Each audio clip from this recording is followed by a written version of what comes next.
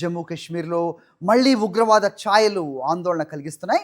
లష్కరే తేబాకు అనుబంధంగా భావిస్తున్న United liberation council Kashmiri Pandit ప్రభుత్వ ఉద్యోగులను లక్ష్యంగా చేసుకుంటూ బెదిరింపు లేఖ విడుదల చేసింది. వారి కుటుంబ సభ్యుల వివరాలు, నివాసాలు, ఆఫీసు సమాచారం తమ వద్ద ఉందని పేర్కొంటూ జమ్మూకు వెళ్లినా వదిలిపెట్టబోమని హెచ్చరించింది. ఈ బెదిరింపులతో కశ్మీరీ పండిట్లో మరోసారి ఆందోళన వ్యక్తమవుతోంది.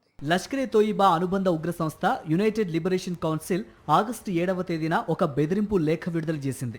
జమ్మూ కాశ్మీర్లో పనిచేస్తున్న కశ్మీరీ పండిత్ ప్రభుత్వ ఉద్యోగులను లక్ష్యంగా చేసుకుని వారి కుటుంబ సభ్యులు, నివాస ప్రాంతాలు, కార్యాలయాల వివరాలు తమ వద్ద ఉన్నాయని పేర్కొంది. జమ్మూకు వెళ్లినా అక్కడ కూడా తమ నుంచి తప్పించుకోలేరని హెచ్చరించింది. ఈ లేఖల్లో జమ్మూ కాశ్మీర్ లెఫ్టినెంట్ గవర్నర్, డీజీపీతో పాటు ఢిల్లీలోని అధికారులకు కూడా హెచ్చరికలు జారీ చేసింది. ఉగ్రవాదుల మద్దతుదారుల ఆస్తుల స్వాధీనం, వారి బంధువులపై వేధింపులు కొనసాగిస్తే తీవ్ర పరిణామాలు ఉంటాయని పేర్కొంది. ముఖ్యంగా రెవెన్యూ శాఖలో పనిచేస్తున్న కశ్మీరీ పండిత్ అధికారులను ప్రత్యేకంగా ప్రస్తావించింది. 6 ప్రభుత్వ ఉద్యోగుల పేర్లు, ఫోన్ నంబర్లు కూడా లేఖలో బయటపెట్టింది. ఈ లేఖపై శ్రీనగర్కు చెందిన సీనియర్ జర్నలిస్టు స్పందిస్తూ ఇది నిజమైన బెదిరింపు లేఖేనని ధృవీకరించారు. ఇలాంటి లేఖలు కశ్మీరీ పండితుల్లో, ముఖ్యంగా జమ్మూలో నివసిస్తున్న వారిలో తీవ్ర భయాందోళనలు సృష్టిస్తాయని తెలిపారు.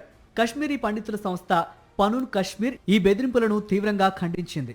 సంస్థ కన్వీనర్ అగ్నిశేఖర్ మాట్లాడుతూ వ్యక్తుల పేర్లు, ఫోన్ నంబర్లు, కుటుంబ వివరాలు ప్రస్తావించడం అత్యంత ప్రమాదకరమని అన్నారు. వెంటనే బెదిరింపులకు గురైన వారందరికీ సమగ్ర భద్రత కల్పించాలని లెఫ్టినెంట్ గవర్నర్ మనోజ్ సిన్హాను కోరారు. ఉగ్రవాదుల వద్ద నిజంగానే ఈ సమాచారం ఉందా, లేక సైకలాజికల్ వార్ఫేర్లో భాగంగా ప్రచారం చేస్తున్నారా అనే కోణంలో కూడా దర్యాప్తు జరపాలని డిమాండ్ చేశారు. పనూన్ కశ్మీర్ మీడియా కార్యదర్శి ఎంకే ధర్ కూడా తీవ్ర ఆవేదన వ్యక్తం చేశారు. ఇంకెన్నాళ్ళు కశ్మీరీ హిందువులు భయంతో దాక్కుని జీవించాలి, ఇది పూర్తిగా అంగీకరించలేని పరిస్థితి అని అన్నారు. ముఖ్యమంత్రి ఒమర్ అబ్దుల్లా ప్రభుత్వం పూర్తి పారదర్శకతతో స్పందించి తక్షణ చర్యలు తీసుకోవాలని డిమాండ్ చేశారు. 1990లలో ఉగ్రవాదుల దమనకాండతో వేలాది మంది కశ్మీరీ పండితులు కశ్మీర్ లోయను విడిచి వెళ్లాల్సి వచ్చింది. ఆ చీకటి అధ్యాయాన్ని మరోసారి గుర్తు చేసేలా తాజా బెదిరింపులు రావటం ఆందోళన కలిగిస్తోంది. 2019లో ఆర్టికల్ 370 రద్దు తర్వాత కశ్మీర్లో పరిస్థితులు సాధారణ స్థితికి వస్తున్నాయని భావిస్తున్న సమయంలో ఈ పరిణామం భద్రతా వ్యవస్థకు కొత్త సవాల్గా మారింది. ఇటీవల కుల్గాం జిల్లాలో 2 వలస కూలీలను ఉగ్రవాదులు కాల్చి చంపిన ఘటన తర్వాత తాజా బెదిరింపులు మరింత అప్రమత్తత అవసరాన్ని సూచిస్తున్నాయి. మరిన్ని అప్డేట్స్ కోసం ఛానల్ ను సబ్స్క్రైబ్ చేయండి. నోటిఫికేషన్స్ కోసం బెల్ ఐకాన్ పై క్లిక్ చేయండి.